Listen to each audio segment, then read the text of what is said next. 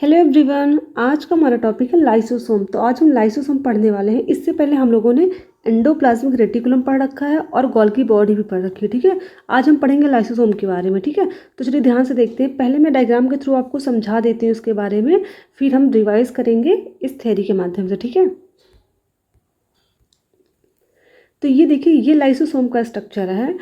इतना बड़ा होता नहीं है, लेकिन माइक्रोस्कोप से देखने पर ऐसा कुछ स्ट्रक्चर दिखाई देता है। ठीक है, तो ध्यान से इस डायग्राम को देखिए।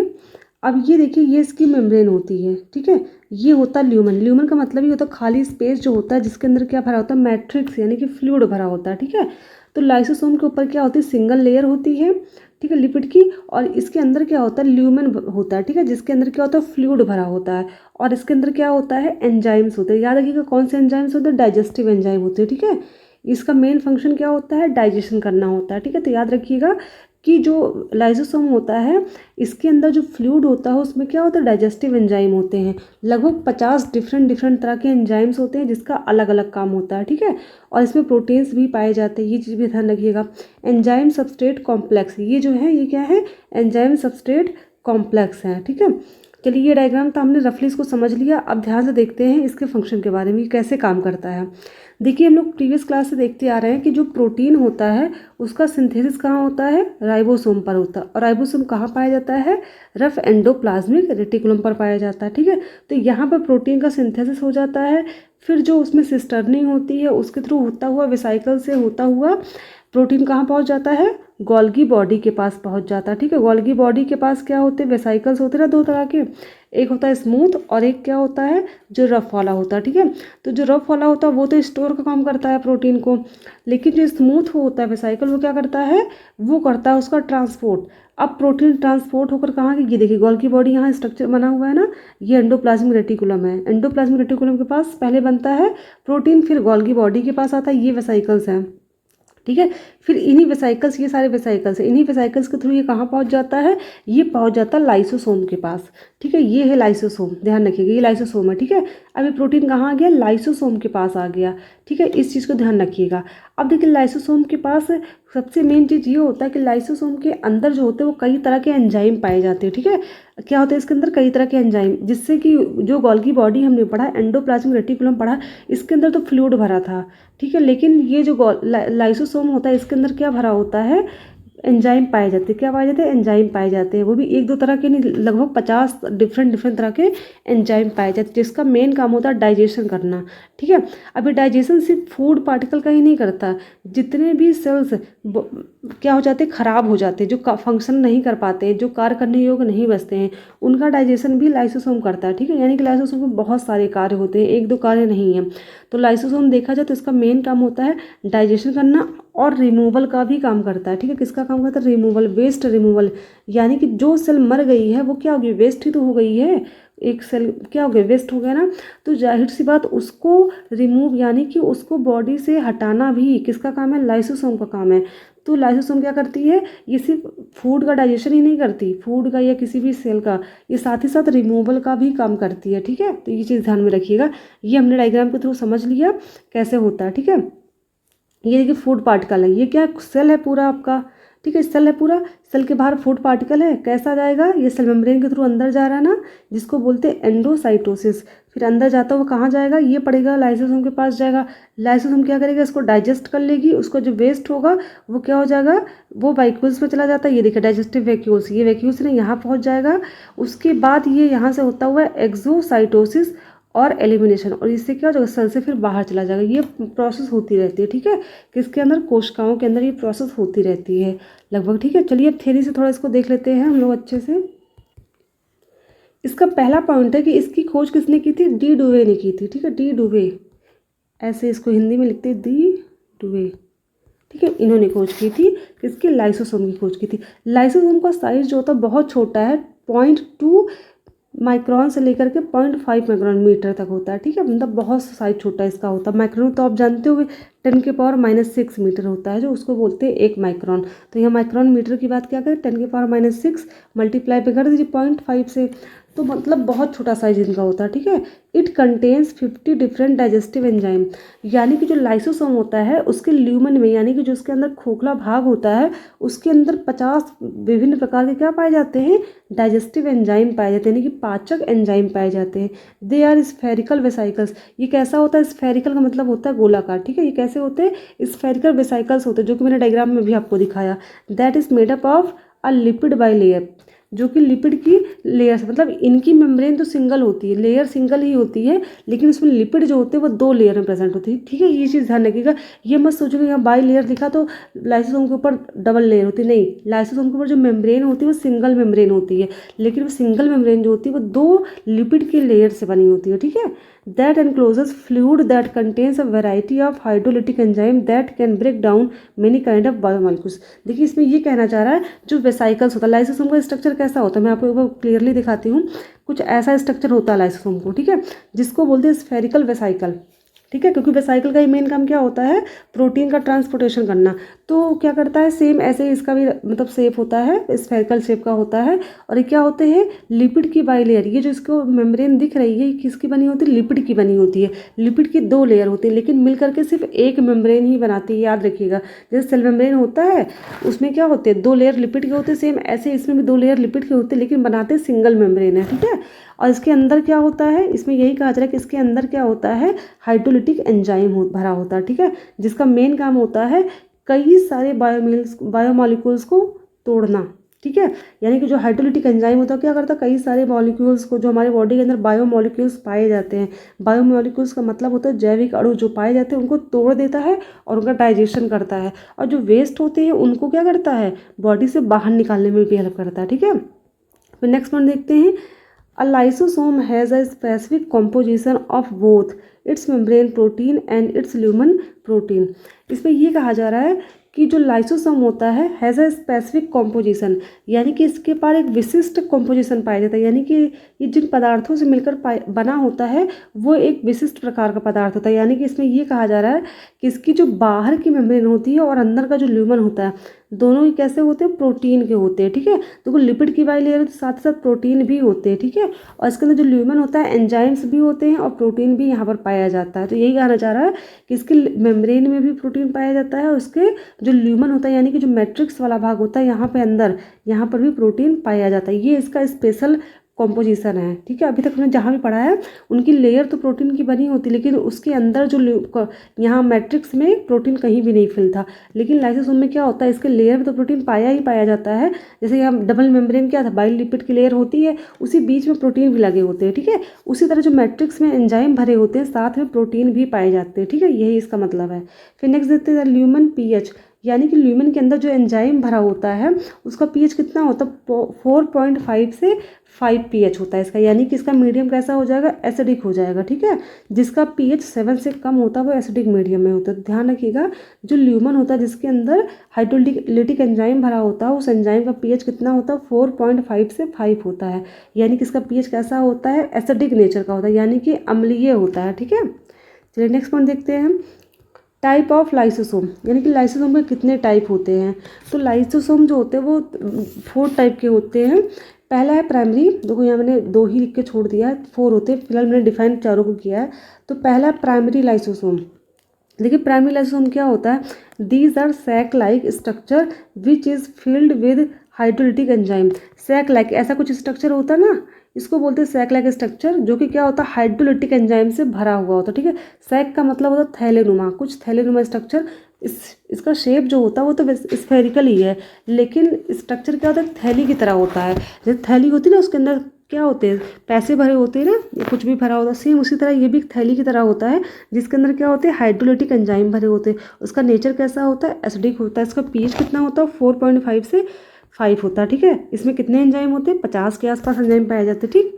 चलिए इतना हो गया। नेक्स्ट पॉइंट देखते हैं, सेकेंडरी लाइसोसोम। अभी वो सेकेंडरी लाइसोसोम क्या होता है, these are consist of primary lysosome and phagosome. जो सेकेंडरी लाइसोसोम होता है वो प्राइमरी लाइसोसोम और फैगोसोम से मिलकर बना होता है, ठीक है। फैगोसोम क्या होते हैं, फैगोसोम जो होते हैं वो सॉलिड जो फूड होता है उसका डाइजेशन करने में हेल्प करते हैं, ठीक है। फिर नेक्स्ट पॉइंट तीसरा आता है रेसिडुअल।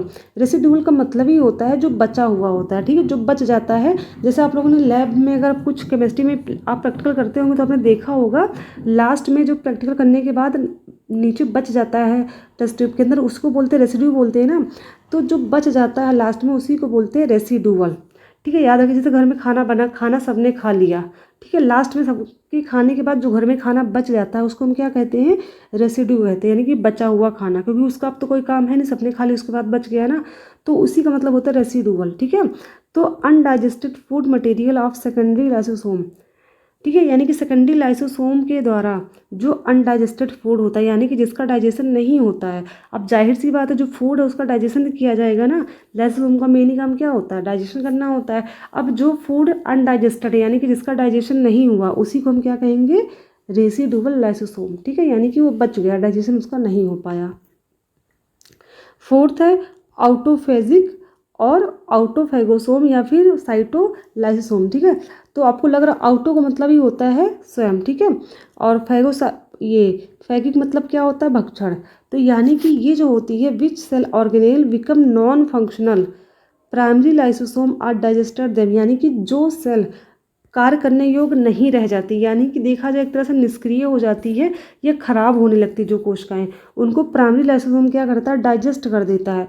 तो जो प्राइमरी लाइसोसोम इसको डाइजेस्ट करता है उसी को कहते हैं आउटोसोम या आउटोफेगोसोम, ठीक है। आउटो मतलब होता है स्वतः, फेगोसोम मतलब होता है भक्षण कर लेना, ठीक है, ध्यान रखिएगा इस चीज़ का, यानी कि जो स्वतः भक्षण कर ले। तो कोशिकाएं आपने देखा होगा, हम लोग बहुत पहले से ये चीज़ छोटी क्लास से पढ़ते आ रहे हैं हम लोग, कि जो लाइसोसोम होता है उसको क्या कहते हैं, आत्महत्या के थैले भी कहते हैं। क्यों, क्योंकि जब कोशिकाएं खराब होने लगती हैं तो क्या करता है, खुद ब खुद उन कोशिकाओं को स्वयं खा लेता है, ठीक है, लाइसोसोम खा करके उसका डाइजेशन कर देता है, ठीक है। एक तरह से देखा जाए डाइजेशन करके उसकी सफाई भी तो कोशिका की कर रहा है। अगर मान लीजिए कोशिका कोई खराब हो गई और उसकी सफाई कोई ना करे तो क्या सड़ने गलने लगेगी ना बॉडी के अंदर। तो एक तरह से देखा जाए तो लाइसोसोम क्या करता है, उसको खा के डाइजेस्ट करता है, यानी कि सफाई भी करता है बॉडी की, ठीक है। तो आउटोफेगोसोम क्या हो जाते हैं, जो कोशिकाएं कार्य करने योग्य नहीं रहती हैं, यानी कि जो खराब हो जाती है कोशिकाएं, उनको क्या कर देता है, उनका डाइजेशन कर लेती हैं जो यानी कि जो लाइसोसोम, उन्हीं लाइसोसोम को कहते हैं आउटोलाइसोसोम, यानी कि आउटोसोम कहते हैं या आउटोफेगोसोम कहते हैं, ठीक। फिर नेक्स्ट वन देखते हैं, if the cell gets damaged then one of the lysosomes burst and release some digestive enzyme. ये कहा जा रहा है अगर कोई कोशिका डैमेज हो जाती है, डैमेज मतलब खराब होने लगती है, then one of the lysosome burst, तो क्या होगा, उनमें से एक लाइसोसोम, अब बॉडी के अंदर बहुत सारे लाइसोसोम होते हैं, ठीक है, एक तो गिनती का होता नहीं, बहुत सारे होते हैं, तो कोई एक लाइसोसोम क्या होगा, बर्स्ट, यानी कि फट जाएगा। फट जाने के बाद क्या करता है, कुछ एंजाइम रिलीज करता है, क्योंकि आपने देखा होगा लाइसोसोम के अंदर क्या होता है, एंजाइम भरे होते हैं ना। अब ये फटेगा तो इसके बाहर क्या होगा, एंजाइम किसी निकल जाएंगे। अब जो डैमेज कोशिका है उसको क्या करेगा, the release enzymes then digested there on cell and ultimately the cell dies. अब क्या होगा इसके अंदर, अभी कोशिका थी, ठीक, ये डैमेज हो रही थी, इसके अंदर जो लाइसोसोम था वो फट गया। अब ये लाइसोसोम फट गया, इसके बाहर निकल गए एंजाइम। अब ये क्या करेंगे, उसी कोशिका को जिसके अंदर ये फटी है उस पूरी कोशिका को क्या कर लेगा, ये डाइजेस्ट कर लेता है अपनी खुद की कोशिका को, ठीक है। ये चीज़ समझने की कोशिश करिएगा। मान लीजिए ये कोई कोशिका है, ये खराब हो रही है, इसके अंदर ये सारे लाइसोसोम, ढेर सारे लाइसोसोम प्रेजेंट हैं, इसमें से ये लाइसोसोम जो है फट गया, फट कर क्या करेगा, कुछ एंजाइम रिलीज करेगा, ये एंजाइम क्या करेंगे, इस पूरी कोशिका का भक्षण कर लेंगे, नहीं खा लेते इस पूरी कोशिका को। क्यों खा लेते, क्योंकि कोशिका खराब होने लगी थी, ठीक है।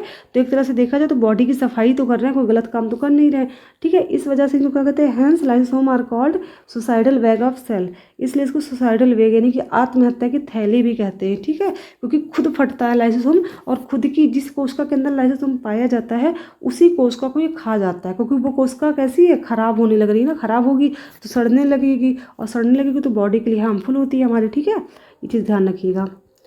तो ये चीज़ सबसे मेन चीज़ यही होगा कि इसको आत्महत्या के थैले क्यों कहते हैं, ये चीज़ आपको समझ में आ गई होगी, ठीक है। अब देखते हैं इसके फंक्शन की बात करते हैं, इसका कार्य क्या क्या है। पहला फंक्शन देखते हैं, जब सेल को एनर्जी और फूड नहीं मिलता तो लाइसोसोम सेल में present protein, fat, glycogen etc का डाइजेशन करता है। This function is called intracellular digestion. देखो इंट्रा का मतलब क्या होता है, सेलुलर का मतलब सेल होता है, सबको पता होगा। इंट्रा मतलब होता है, जब इंट्रा मतलब होता है अंतरा, इसका मतलब आपको समझ में नहीं आएगा, मैं क्लियरली आपको बता रही हूँ। मान लीजिए ये कोशिका है, ठीक है, यहाँ पर भी एक कोशिका, ये कोशिका है ना, तो इंट्रासेलुलर का मतलब ही होता है कि एक ही कोशिका के अंदर का जो भाग हो, ठीक है। मतलब एक कोशिका ये, दूसरी कोशिका ये, तो इसको बोलेंगे इंटर कोशिका, इंटरसेलुलर बोलेंगे। लेकिन एक ही कोशिका के अंदर जब किसी दो चीज़ों की बात की जाती है तो उसको बोलते हैं इंट्रासेलुलर, ठीक है। तो यहाँ पर यही कहा जा रहा है कि जब कोशिकाओं को ऊर्जा की आवश्यकता पड़ती है या भोजन की आवश्यकता पड़ती है। अब देखिए जितने भी कार्य होते हैं बॉडी के अंदर, चाहे वो कोशिका के अंदर हो चाहे टिश्यू के अंदर हो, उसको ऊर्जा तो चाहिए ना कार्य करने के लिए। तो जब कोशिका को ऊर्जा चाहिए होती है तो लाइसोसोम क्या करता है, जो कोशिका के अंदर प्रोटीन प्रेजेंट होता है, फैट प्रेजेंट होता है, ग्लाइकोजन प्रेजेंट होता है, उसका करेगा डाइजेशन और कोशिका को प्रोवाइड कराएगा एनर्जी, ठीक है। तो लाइसोसोम के इस कार्य को बोलते हैं इंट्रासेलुलर डाइजेशन, क्योंकि क्या कर रहा है, अपनी खुद की कोशिका को एनर्जी देने के लिए डाइजेशन कर रहा है। इंट्रा मतलब क्या होता है, जिस सेल के अंदर लाइसोसोम होता है उसको एनर्जी देने के लिए क्या कर रहा है, डाइजेशन कर रहा है। किसका डाइजेशन कर रहा है, प्रोटीन का, फैट का, ग्लाइकोजन का, ताकि उसको एनर्जी प्रोवाइड करा सके, ठीक। और अगर यही किसी दूसरी कोशिका के लिए कार्य करता तो उसको बोलते हैं इंटरसेलुलर, ठीक है। ये चीज़ ध्यान रखिएगा। फिर नेक्स्ट पॉइंट देखते हैं, the main function of lysosomes is digestion. Lysosome का सबसे मेन फंक्शन क्या होता है, डाइजेशन करना, पाचन कर देना, पाचन ऑफ मैक्रोमोलिक्यूल्स। वो मैक्रोमोलिक्यूल्स कौन से होते हैं, carbohydrate, lipid, protein and nucleic acid and waste removal. और इसका एक काम क्या होता है, वेस्ट का रिमूवल करना। वेस्ट मतलब समझ रहे हैं ना, जो कोशिका खराब होने लगती है उसका क्या कर देता है, रिमूवल कर देता है बॉडी से बाहर, ठीक है। तो एक चीज़ ध्यान रखिएगा, इसका सबसे मेन फंक्शन होता है डाइजेशन करना मैक्रोमोलिक्यूल का, और वेस्ट का रिमूवल करना, ठीक है। डाइजेशन भी करेगा साथ में रिमूवल भी करता है। Lysosomes keep cells clean by digestion. Lysosome क्या करता है, कोशिकाओं को क्लीन यानी कि साफ सुथरा रखता है। कैसे साफ सुथरा रखता है, डाइजेशन कर लेता है कोशिकाओं का और उसको वेस्ट के फॉर्म में रिमूव कर देता है, कोशिका के बाहर भेज देता है, ठीक है। अब मान लीजिए कोई कोशिका खराब होने लग रही बॉडी के अंदर तो क्या करेगा, लाइसोसोम उसको खा करके उसका डाइजेशन कर देगा, और डाइजेशन करने के बाद उसको वेस्ट के फॉर्म में रिमूव कर देता है, ठीक है। It digested store food material of seed and help in seed germination. जो सीड के अंदर स्टोर फूड मटेरियल होता है, ठीक है, उसका भी डाइजेशन कौन करता है, उसका भी करता है लाइसोसोम, और उसको चेंज कर देगा किसमें, सीड जर्मिनेशन में। यानी कि देखिए अगर मान लीजिए आपने खेतों में कोई बीज डाला, ये देखिए चने का बीज है, खेत में आपने डाला, तो क्या होगा, इसके अंदर जो लाइसोसोम होंगे वो क्या करेंगे, इसका अंदर जो चने की दाल जो हम लोग खाते हैं उसको क्या करेगा, डाइजेस्ट कर लेगा, और उसके बाद इसको सीड जर्मिनेशन में हेल्प करेगा, यानी कि यहाँ के इसे अंकुरण निकालने के लिए इसको हेल्प करेगा। तो एक चीज़ ध्यान रखिएगा, लाइसोसोम का मेन काम होता है सीड जर्मिनेशन में भी होता है। और कैसे करता है ये, जो स्टोर फूड होता है उसके अंदर उसको डाइजेस्ट कर लेगा और उससे अंकुरण निकलना स्टार्ट हो जाते हैं, ठीक है।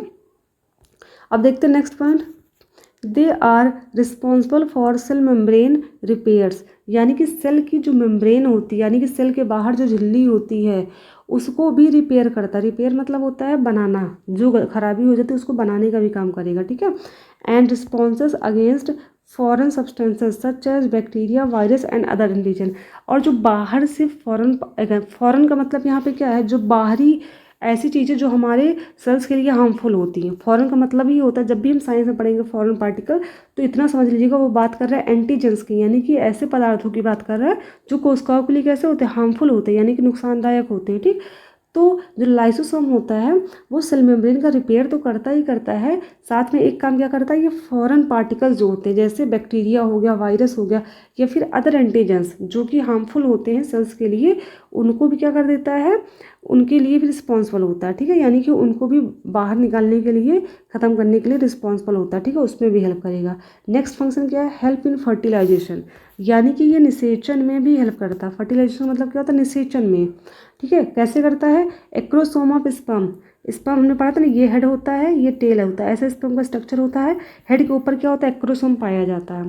तो acrosome of sperm, egg membrane यानी कि जो अंडे के ऊपर मेम्ब्रेन होती है, are digested by lysosome after this fertilisation occur, ठीक है। This function is called extracellular digestion. अब देखो सेल के बाहर डाइजेशन, अब हम लोगों ने अभी तक क्या पढ़ा था, इंट्रासेलुलर पढ़ा था। इंट्रासेलुलर डाइजेशन जो होता है वो सेल के अंदर हो रहा था। इंट्रा मतलब होता है उसी सेल के अंदर होना, और एक्स्ट्रा मतलब होता है उसी सेल के बाहर होना, ठीक। तो क्या होता है, जो स्पर्म होता है उसके ऊपर जो एक्रोसोम होती है, साथ ही साथ जो एग की मेम्ब्रेन होती है, उन सब का डाइजेशन कौन कर देता है, लाइसोसोम करता है उनका डाइजेशन। और डाइजेशन होने के बाद ही क्या होता है, फर्टिलाइजेशन स्टार्ट होता है, ठीक है। क्योंकि स्पर्म होता है ओवम, उनका फर्टिलाइजेशन होगा तो क्या बनेगा, जाइगोट बनेगा ना। उसी तरह एग के बाहर जो मेम्ब्रेन होती है उसका भी डाइजेशन होगा तो क्या होगा, उनका भी फर्टिलाइजेशन होगा, ठीक है, एक चीज़ ध्यान रखिएगा, यहाँ पर एक मेम्ब्रेन का मतलब होता है जो ओवा के ऊपर मेम्ब्रेन होती है उसकी बात यहाँ पे कही गई, ठीक है, अंडा जो खाया जाता है उसकी बात नहीं है। This function is called extracellular digestion, यानी कि सेल के बाहर हो रहा, क्योंकि सेल है ना, सेल के बाहर मेम्ब्रेन पाई जाती है, सेल के बाहर एक्रोसोम पाया जाता है, इस वजह से इसको कहते हैं एक्स्ट्रा सेलुलर डाइजेशन, यानी कि सेल के बाहर भी डाइजेशन करने का काम करता है। ठीक है, तो याद रखिएगा ये इंट्रा के साथ साथ एक्स्ट्रा सेलुलर डाइजेशन भी करता है, प्लस ये वेस्ट को रिमूव करता है, और क्या करता है, मैक्रो मॉलिक्यूल का डाइजेशन करता है। ये सब इसके मेन फंक्शन है जो कि आपको याद होने चाहिए। ठीक है, मैक्रो मॉलिक्यूल का मतलब होता है जो बड़े बड़े कण होते हैं। ठीक है, जैसे न्यूक्लिक एसिड हो गया, कार्बोहाइड्रेट हो गया, प्रोटीन हो गया। ठीक है, सेल ऑर्गेनेल्स का डाइजेशन करके सेल डिवीजन स्टार्ट करता है। अब ये सेल ऑर्गेनेल्स का डाइजेशन करेगा, उसके बाद क्या स्टार्ट हो जाएगा, सेल डिवीजन। तो ये प्रश्न बन सकता है कि सेल डिवीजन स्टार्ट करने में कौन सा सेल ऑर्गेनेल मतलब बहुत महत्वपूर्ण भूमिका निभाता है, तो वो होता है लाइसोसोम, क्योंकि सेल ऑर्गेनेल का जब डाइजेशन करता है उसी के बाद क्या होता है, सेल डिवीजन स्टार्ट हो जाती है। ठीक है, हेल्प इन प्रोटीन सिंथेसिस, ये सबसे मेन इसलिए है क्योंकि जो प्रोटीन सिंथेसिस हम लोग पढ़ते आ रहे हैं एंडोप्लाज्मिक रेटिकुलम से पढ़ते आ रहे हैं। ठीक है, तो एंडोप्लाज्मिक रेटिकुलम से ये प्रोसेस कहाँ हुई थी, गोल्गी बॉडी में पहुंची, गोल्गी बॉडी से कहाँ पहुंचती, लाइसोसोम में, और लाइसोसोम के बाद प्रोटीन कहाँ पहुंच जाएगा, हमारे सेल मेम्ब्रेन के पास पहुंच जाएगा। ठीक है, तो इसके हमने मेन कौन से फंक्शन देख लिए, 5। एक तो हमने देखा एक्स्ट्रा सेलुलर डाइजेशन करता है, यानी कि सेल के बाहर डाइजेशन करेगा। दूसरा हमने देखा था इंट्रा सेलुलर डाइजेशन करता है, यानी कि सेल के अंदर डाइजेशन कर लेता है। तीसरा देख लिया हमने प्रोटीन सिंथेसिस, और हमने क्या देख लिया, हाँ, और ये देखा हम लोगों ने डाइजेशन ऑफ मैक्रो मॉलिक्यूल्स, यानी कि बड़े बड़े मॉलिक्यूल्स का डाइजेशन करता है और वेस्ट का रिमूवल करता है। अब वेस्ट का रिमूवल करेगा तो जाहिर सी बात है किसका काम कर रहा है, क्लीन कर रहा है, किसको, कोशिकाओं को क्लीन यानी कि साफ करने का भी काम करता है। ठीक, तो हमने पूरा टॉपिक जो है ये लाइसोसोम खत्म कर लिया। तो अगर आपको इस वीडियो में कोई भी डाउट हो तो आप कमेंट सेक्शन में बता सकते हैं, और अगर आपको कोई टॉपिक पढ़ना है तो वो भी आप कमेंट सेक्शन में बता सकते हैं। ठीक है, थैंक